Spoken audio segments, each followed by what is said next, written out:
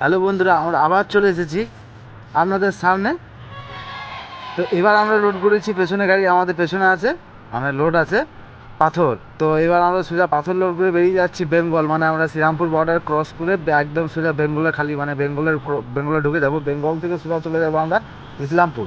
ইসলামপুরে যেহেতু ইসলামপুর যাবো, যেহেতু ইসলামপুরে আমাদের পাথরটা খালি করবো। তো ইসলামপুর থেকে পাথর খালি করে এখন জানি না কী লোড হবে ভগবান জানে। তো এখন আপাতত পাথরটা যে খালি করি, তো তারপরে দেখা যাবে কী করা যায়। তো চলো আমাদের সঙ্গে থাকো। তো